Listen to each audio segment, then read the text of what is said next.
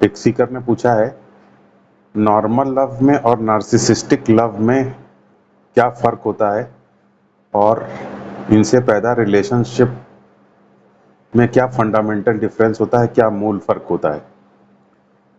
देखिए, जो narcissistic love है, नार्सिसिस्टिक प्रेम लव बॉम्बिंग से पैदा होता है।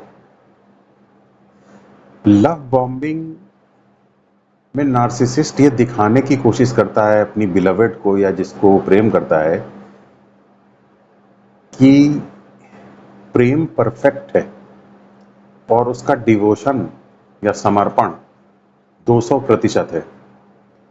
और इसलिए लव बॉम्बिंग एक बहुत ही सुहावना अनुभव बन जाता है। इतना सुहावना, जादुई, रोमांटिक एक अनुभव पैदा कर देता है लव बॉम्बिंग, और जिसकी वजह से जो बिलवेड है उसको वो 7th हेवन में पहुंच जाता है। तो बिलवेड को एक स्पेशल टेस्ट देता है नार्सिसिस्ट लव बॉम्बिंग के थ्रू। इनफैक्ट लव बॉम्बिंग का जो टेस्ट है वही टेस्ट नार्सिसिस्ट महसूस करता है जब वो अपने विक्टिम के 100% अटेंशन को और 100% डिवोशन को प्राप्त कर पाता है। तो ये 100% टेस्ट लव बॉम्बिंग का या 200% जो डिवोशन नार्सिसिस्ट अपने बिलवेड को दे रहा है लव बॉम्बिंग के जरिए, ये एक प्रैक्टिस है। इस प्रैक्टिस के तहत नार्सिसिस्ट ये चाहता है कि बाद में देख लो, इसके टेस्ट को महसूस कर लो, फिर बाद में यही टेस्ट तुम्हें मुझे देना है नार्सिसिस्टिक सप्लाई के लिए।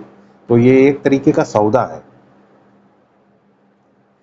तो नार्सिसिस्ट सबसे पहले लव बॉम्बिंग करता है। लव बॉम्बिंग करके बिलवेड को जो है वो एक 7th हेवन में पहुंचा देता है, 7वें आसमान में पहुंचा देता है, और बिलवेड को सब कुछ बहुत ही अच्छा महसूस होता है। तो ऑब्वियसली ये एक फैब्रिकेटेड चीज़ है, झूठा है ये। तो जब लव बॉम्बिंग की अधिकता हो जाती है, बहुत अतिशय हो जाता है, एक्सेस हो जाती है, या लव बॉम्बिंग नार्सिसिस्ट के ईगो को हर्ट करने लग जाए कि अब बहुत ज़्यादा प्रेम दे दिया है, अब मेरे प्रेम की वक़्त अब गिर गई है, उसकी वैल्यू घट गई है। क्योंकि जब आप भी बहुत दूसरे को अतिशय प्रेम देते हैं, 200% अटेंशन देते हैं, सब कुछ मैनेज कर देते हैं, तो आपकी वैल्यू भी थोड़ी गिर जाती है। तो नार्सिसिस्ट अपने ईगो, जो लव बॉम्बिंग की वजह से जो उसका ईगो थोड़ा हर्ट होने लगा है एक समय बीत जाने के बाद, तो उस ईगो को रिकवर करने के लिए नार्सिसिस्ट बिलवेड का डीवैल्यूएशन करता है, उसका अवमूल्यन करता है। और अवमूल्यन या डीवैल्यूएशन करने से बिलवेड को एक शॉक महसूस होता है, प्रेमिका को शॉक महसूस होता है कि ये ऐसा कैसे हो गया। पहले तो सब कुछ 100% डिवोशन इसके अंदर था, अब इसने इस तरीके से इस डिवोशन को विड्रॉ कैसे कर लिया। तो बिलवेड के अंदर एक इनसिक्योरिटी पैदा होती है, असुरक्षा की भावना पैदा होती है। इसी असुरक्षा की भावना से अटैचमेंट पैदा होता है, मोह मोह पैदा होता है। अटैचमेंट का मतलब मोह, अटैचमेंट पैदा होता है, बंधन पैदा होता है। मोह भी शायद सही ट्रांसलेशन नहीं है अटैचमेंट का, बंधन कह सकते हैं, सही ट्रांसलेशन बंधन है। बंधन पैदा होता है, क्योंकि बंधन इसलिए पैदा होता है क्योंकि जब उसको ये अटेंशन विड्रॉ हो गया, समर्पण विड्रॉ हो गया, तो बिलवेड ये विचार करता है कि आखिर ये क्यों विड्रॉ हुआ, क्या इसके पीछे वजह है। तो वो उसके साथ हुक्ड हो जाता है। बिलवेड की इसी हुक हो जाने की वो हम कहते हैं बंधन में आ जाना या अटैचमेंट, इस उम्मीद में कि ये फिर से वापस आएगा, ये पुराना समय फिर से वापस आएगा, अटैचमेंट फिर से ये 100% डिवोशन फिर से वापस आएगा, लव बॉम्बिंग फिर से वापस आएगा। इस उम्मीद में बंधन पैदा हो जाता है। और जब बंधन पैदा हो जाता है तो क्या होता है, डिवैल्यूएशन हो गया, बंधन पैदा हो गया, अटैचमेंट जब क्रिएट हो गया तो प्रेम तो है नहीं, अटैचमेंट से बचा। तो जो डिस्टिंक्टिवनेस होती है, जो बिलवेड के स्वतंत्रता की, उसकी इंडिविजुअलिटी की जो डिस्टिंक्टिवनेस होती है, जो उसका एक अलग जीवन होता है, एक स्वतंत्र जीवन होता है, वो स्वतंत्रता समाप्त हो जाती है। और वो स्वतंत्रता ही प्रेम का आधार थी। भले ही नार्सिसिस्टिक प्रेम था, लेकिन उस नार्सिसिस्टिक प्रेम में भी आकर्षण तो बिलवेड की स्वतंत्रता की वजह से ही था। तो जब स्वतंत्रता समाप्त हो जाती है तो प्रेम का आधार भी समाप्त हो जाता है।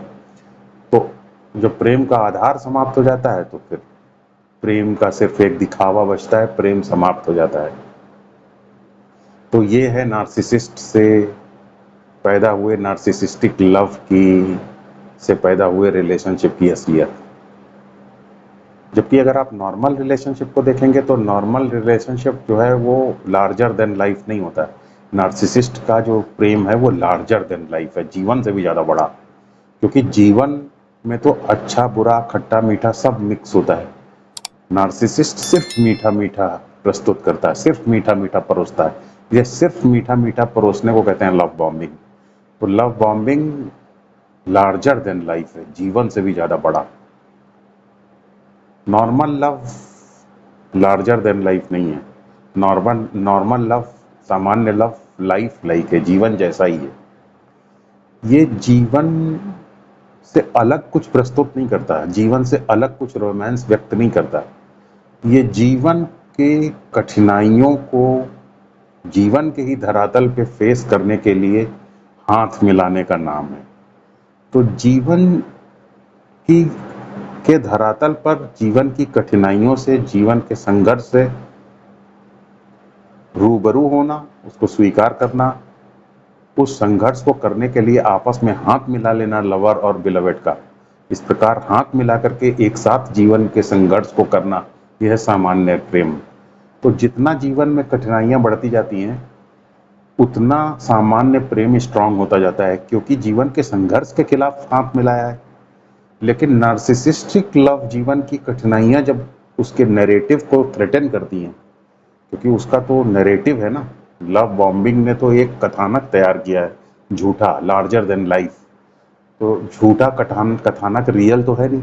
तो जब रियलिटी हर उस चीज को हिट करती है, चोट पहुंचाती है जो रियल नहीं है, तो जब झूठे कथानक को हिट करती है रियलिटी, तो नार्सिसिस्टिक लव ब्रेक हो जाता है, टूट जाता है। लेकिन नॉर्मल लव और ज़्यादा स्ट्रांग होता है। इसलिए नॉर्मल लव जीवन की कठिनाइयों से मजबूत होता जाता है और नार्सिसिस्टिक लव जीवन की कठिनाइयों से धाराशायी हो जाता है, उसका मैजिक खत्म हो जाता है। जैसे कि प्लेबैक सिंगिंग होती है फिल्म्स में, तो जो प्लेबैक सिंगिंग होती है उसमें प्रेजेंटेशन कितना अच्छा होता है, लेकिन प्रेजेंटेशन को क्रिएट करने में कितना स्ट्रेस होता है। और जब वो प्रेजेंटेशन सामने आता है तो बड़ा आकर्षक वो लगता है, लेकिन धीरे धीरे उसका स्वाद खत्म होता चला जाता है और गाना समाप्त हो जाता है।